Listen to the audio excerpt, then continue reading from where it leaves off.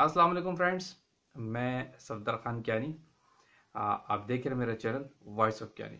Channel पे आप new है, चैनल को लाजमी सब्सक्राइब कीजिए और बेल आइकन को भी कीजिए ताकि तमाम वीडियोस का नोटिफिकेशन आपको मिलता रहे। वीडियो के अंत तक देखिएगा, हम आज बड़ी इंपॉर्टेंट बात करेंगे और शेयर भी कीजिए, लाइक भी कीजिए।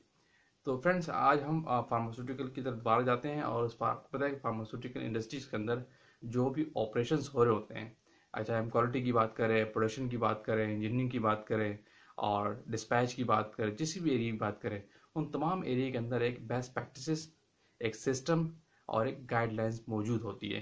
ये सारी चीज़ें इंडस्ट्री को अंदर अप्रूव होती है और इनकी बेस पे ही आप इंडस्ट्री के सारे ऑप्टिमम और बेस्ट लेवल को आप अप्रोच कर सकते हैं और गेन कर सकते हैं। आपका टारगेट ये होता है कि आप क्वालिटी ऑफ प्रोडक्ट प्रोड्यूस करें, चाहे कोई भी डिपार्टमेंट हो। इसमें आपके पास इंटरनली गाइडलाइंस और सिस्टम का होना बहुत ज़रूरी है। इसकी बेस पे आप एक क्वालिटी ऑफ प्रोडक्ट प्रोड्यूस करते हैं। पर्पज इंडस्ट्री का ये होता है कि हमारा प्रोडक्ट जो है क्वालिटी ऑफ प्रोडक्ट आना चाहिए ताकि आप मार्केट में compete कर सके और ग्रोथ करें, आपका मार्केट में इमेज एक स्ट्रॉन्ग बिल्ड हो जाए। लेकिन इन सारे सिस्टम को और इन सारे छोटे छोटे प्रोसेस को, क्योंकि जो भी एरिया में काम हो रहा होता है एक सिस्टमेटिक वे में हो रहा होता है, मेरा अक्सर फोकस होता है कि जिस इंडस्ट्री में सिस्टम एग्जिस्ट नहीं करते वो इंडस्ट्री के अंदर सारी चीज़ें होश पोश होती है और वो अक्सर फेलियर का सामना उनको करना पड़ता है। तो इन सारे सिस्टम को, प्रोसेस को ऑपरेट करने के लिए इंडस्ट्री में, फार्मास्यूटिकल में एक सिस्टम मौजूद होता है जिसको हम QMS कहते हैं। QMS क्या है? Basically quality management system. तो आज हम थोड़ी सी इस पर बात करेंगे कि ये क्या कहता है, आपको इसका गोल क्या है, इसका पर्पस क्या है। तो बेसिकली इसके कुछ सेट्स रूल हैं, जो इसके रूल्स भी यही कहते हैं कि आप क्वालिटी ऑफ प्रोडक्ट प्रोड्यूस करें और मार्केट में आपकी वर्थ हो और आप एक टारगेट प्रोडक्ट ओरिएंटेड जो है ना अप्रोच आपके पास आ जाए। तो मकसद QMS का है, जो पर्पस QMS का है वो भी यही है कि क्वालिटी ऑफ प्रोडक्ट प्रोड्यूस करना। लेकिन इससे फिर अपने कुछ सेट्स, स्टैंडर्ड्स दिए, रूल्स दिए हुए जिसकी बेस पे ये QMS काम करता है, उस पर हम आज डिस्कस करते हैं। तो इस पर अगर पहले सेट रूल की बात करें तो वो कहलाता है कस्टमर फोकस। मतलब QMS आपको कहता है कि पहला सेट रूल आपको कहता है कस्टमर फोकस, यानी आप कस्टमर आपका क्या है? पेशेंट। तो आपने कस्टमर को फोकस करना है और अपनी प्रोडक्ट को इस क्वालिटी की प्रोड्यूस करनी है कि आपका कस्टमर सेटिस्फाई हो आपकी प्रोडक्ट से और आपकी क्वालिटी से। मीन्स आपने क्वालिटी ऑफ प्रोडक्ट प्रोड्यूस करनी है। और वो कैसे होगा? डेफिनेटली वो जब होगा जब आप सेट्स स्टैंडर्ड्स को फॉलो करेंगे, सेट्स गाइडलाइन को फॉलो करेंगे, बेस्ट प्रैक्टिस को फॉलो करेंगे और एज पर सिस्टम आप अपनी चीज़ों को, अपनी प्रोडक्शन को प्रोड्यूस करेंगे। ठीक है। फिर QMS आपको सेकंड स्टैंडर्ड कहता है, सेकंड रूल कहता है, वो कहता है रिलेशनशिप मैनेजमेंट। यानी आपको पता है कि कंपनी के अंदर आपका एक रिलेशन बिल्ड होता है सारे डिपार्टमेंट के साथ। अगर किसी एक डिपार्टमेंट में बात करें तो उसका दूसरे डिपार्टमेंट के साथ रिलेशन बिल्ड होता है। और ये कंपनी के अंदर इंटरनली अगर देखें तो आपके जितने सप्लायर्स हैं, सही है, आपके जो रॉ मटेरियल की सोर्स है, उनके साथ आपका रिलेशनशिप क्वालिटी वाइज बिल्ड होना चाहिए। नॉट कि जस्ट आप कोई पर्सनल रिलेशन बिल्ड करें, ऐसा नहीं है। रिलेशनशिप मैनेजमेंट से मुराद आपकी क्वालिटी रिलेशन आपके साथ बिल्ड होने चाहिए। फिर आपके पास जो, अगर क्वालिटी के अंदर आप बात करें, आप जैसे आपकी मशीनरी यूज़ होती है, आपके जो वेंडर्स यूज़ होते हैं, आपकी मशीनरी के वेंडर्स होते हैं, जो सप्लायर्स होते हैं, जो आपको कैलिब्रेशन स्टैंडर्ड दे रहे होते हैं, जो आपको मेंटेनेंस दे रहे होते हैं, जो आउटसोर्स से आप इंस्ट्रूमेंट की मेंटेनेंस करवाते हैं, वो सारे, उनसे भी, उन तमाम लोगों से रिलेशनशिप आपका क्वालिटी की बेस पे स्टैंडर्ड रिलेशनशिप आपका बिल्ड होना चाहिए। QMS आपको दूसरा रूल ये भी कहता है, यानी इन तमाम लोगों के साथ आपका बिल्ड रिलेशनशिप जो है वो स्ट्रॉन्ग बिल्ड होना चाहिए और on the basis of quality, ताकि आप क्वालिटी ऑफ प्रोडक्ट प्रोड्यूस कर सकें। नंबर 3 है लीडरशिप। यानी QMS आपको एक तीसरा रूल देता है जिसको हम कहते हैं लीडरशिप।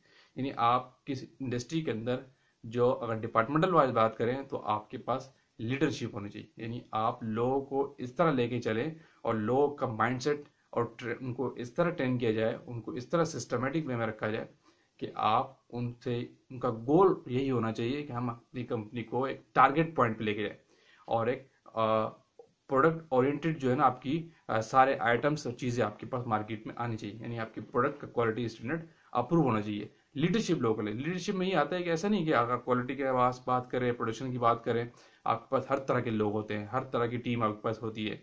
चाहे कुछ वीक कैलिबर के लोग होते हैं, कुछ स्ट्रॉन्ग कैलिबर के लोग होते हैं, लेकिन ऐसा नेवर है कि आप छोटे लोगों को निकाल के बाहर फेंक दें। लीडरशिप आपको यही सिखाती है कि आपके पास जो वीक कैलिबर का लेवल का जो स्टाफ है उनको भी उनकी ग्रूमिंग और ट्रेनिंग इस लेवल पे करें कि वो भी आपकी टीम का पार्ट हो जाए। उन सबको लेके चलना और उनका माइंडसेट और एंगेजमेंट ऐसी हो कि वो क्वालिटी ऑफ प्रोडक्ट के ऊपर उनका फोकस हो। ठीक हो गया। फिर नंबर 4 पे अगर बात करें तो सेट रूल ये कहता है इम्प्रूवमेंट, यानी आप अपने काम में इस लेवल की इम्प्रूवमेंट लाते रहेंगे। यानी आपने गाइडलाइंस देखते रहना है, आपने टेक्निक्स वो अप्रोच करनी है, वो इम्प्लीमेंट करवानी है जो मार्केट में एडवांस हो। आप एडवांस सॉफ्टवेयर पे जाएं, एडवांस टेक्निक्स अप्रूव करें। आपके पास कोई क्लासिकल मेथड्स हैं तो आप कंपनी का गोल यही होना चाहिए इम्प्रूवमेंट के रूल्स के लिहाज से कि आप अपनी चीज़ों को एडवांस लेवल पे ले जाएंगे। यानी आपके पास इंस्ट्रूमेंटेशन की बात करें, मशीनरी की बात करें, तो वो तमाम आप एडवांस लेवल में मार्केट पे जो करंट एरा में जो मौजूद हैं वो कोशिश ये की जाए लीडरशिप की है इम्प्रूवमेंट के लिहाज से आप उन चीज़ों को परचेज करें, उनको अपनी इंडस्ट्री में इम्प्लीमेंट करवाएं। क्यों? जाहिर बात है जब एडवांस चीज़ मार्केट में होती है तो आप अगर एडवांस चीज़ अडॉप्ट करते हैं तो आपके पास इसका बिहेव भी पर्पस क्या होता है कि आपके प्रोडक्ट जो है उसका क्वालिटी है, उसका स्टैंडर्ड हाई हो। क्योंकि जितनी अच्छी आप मशीन यूज़ करते हैं उतनी अच्छी चीज़ें आप प्रोड्यूस करते हैं, उस लिहाज से उतनी अच्छी आपकी क्वालिटी स्टैंडर्ड्स बढ़ जाते हैं। जितनी आप पुराने मेथड पे काम करेंगे, पुराने टेक्निक्स पे काम करते हैं, तो वो क्वालिटी स्टैंडर्ड आप अचीव नहीं कर पाते अगर आप एडवांस टेक्निक पे काम कर रहे होते हैं। जितनी हाई एडवांस अडॉप्ट करते हैं, हाई टेक्निक की चीज़ अडॉप्ट करते हैं तो आपकी क्वालिटी पे स्टैंडर्ड बढ़ जाते हैं, आपकी प्रोडक्ट की क्वालिटी हाई हो जाती है। ठीक हो गया। फिर इसके बाद नंबर 5 पे अगर बात करें तो आपके पास प्रोसेस अप्रोच होनी चाहिए। ठीक, यानी आपके पास जो इंडस्ट्री में एक जैसे सिस्टम है वो एक प्रोसेस जितने हैं वो as per standard, as per guideline follow होने चाहिए, उनके अंदर कोई डेविएशंस नहीं आनी चाहिए।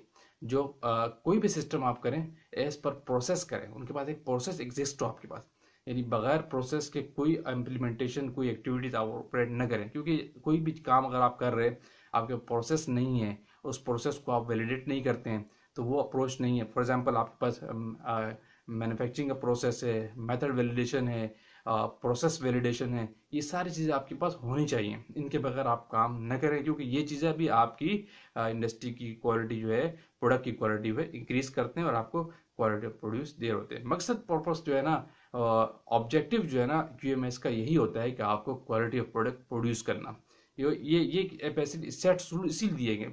जो इंडस्ट्री के छोटे छोटे सिस्टम एग्जिस्ट करते हैं उनको एक कंपाइल वे में लेके आने का काम क्यूएमएस करता है। ठीक है। फिर आगे नंबर 6 पे अगर हम बात करें तो वो कहलाता है एविडेंस डिसीजन, जिसे आप कह लें। यानी आप एविडेंस बेस्ड डिसीजन ले। यानी फॉर एग्जांपल अगर कंपनी में आपकी कोई प्रोसेस इंप्लीमेंट है, डेफिनेटली हर डिपार्टमेंट एंगेज होता है दूसरे डिपार्टमेंट के साथ, आपके पास सजेशंस आ रही होती हैं, हर डिपार्टमेंट अपने लेवल पे इम्प्रूवमेंट कर रहा होता है कि ये काम में इम्प्रूवमेंट लाई जाती है कि इस काम को इस वे में कर लिया जाए तो ज़्यादा बेस्ट वे, अगर इस वे में कर ली जाए तो उससे ज़्यादा बेस्ट वे। लेकिन ये सजेशन अगर आपकी किसी डिपार्टमेंट में क्वालिटी हेड के पास या क्वालिटी एश्योरेंस हेड के पास या टॉप मैनेजमेंट के पास जाती है कि इस काम को यूँ कर लिया जाए, ये सप्लायर्स के वाले से कोई बात है, अगर हम वेंडर चेंज कर रहे हैं तो ये वेंडर इस तरह का है, अगर उस वेंडर से हम लेते हैं तो हमारे पास ये बेनिफिट्स है, कॉस्ट इफेक्टिव बेनिफिट्स आ सकता है और क्वालिटी ऑफ प्रोडक्ट दे सकता है वो वेंडर। तो ये जो सारी चीज़ें हैं, इन चीज़ों को अगर कोई सजेशन आपको दे तो अगर कहे कि इस तरफ चल जाए, लेकिन ये इस बेस पर नहीं होगा कि क्यूएमएस का 6 रूल आपको ये कहता है अगर आप किसी प्रोसेस को अडॉप्ट कर रहे हैं तो एविडेंस बेस होना चाहिए। पहले आप एविडेंस दें, अगर कोई चीज़ आप चेंज करना चाहते हैं तो रीजंस दें, रिटर्न में दें। अगर आप कोई प्रोसेस को चेंज करना चाह रहे हैं, प्रोसेस में इंप्रूवमेंट लाना चाह रहे हैं तो रिटर्न बेस में एविडेंस बेस पे होना चाहिए। आप एविडेंस दें कि ये रीज़न है, हम ये करना चाहते हैं और जिसकी बेस पर हम इस तरफ जाना चाह रहे हैं। यानी आपके पास एविडेंस होना चाहिए, रिटर्न फॉर्म में होना चाहिए। क्यूएमएस आपको यही कहता है। ठीक है। नंबर 7 पे एक और चीज़ है क्यूएमएस के हवाले से कि एंगेजमेंट ऑफ द पीपल्स। यानी पीपल्स को इंडस्ट्री ये कहती है, इम्प्रूवमेंट में बात ये हो सकती थी और यहाँ पे भी है कि अगर जो आपकी कंपनी के अंदर स्टाफ है उसको इस लिहाज से इंगेज रखा जाए, उनको टारगेट्स दिए जाए, क्वालिटी ऑफ टारगेट जैसे केपीआईज वगैरह होते हैं, क्यों दिए जाते हैं किसी इंडस्ट्री में, हर डिपार्टमेंट वाइज केपीआईज होते हैं, तो उनको इंगेजमेंट रखी जाती है अपने प्रोडक्ट के लिहाज से, काम की मैनेजमेंट के लिहाज से, अपने वर्कलोड की प्लानिंग इस तरह की जाती है कि लोगों को इंगेजमेंट दी जाए और वो टारगेट्स पे काम करें।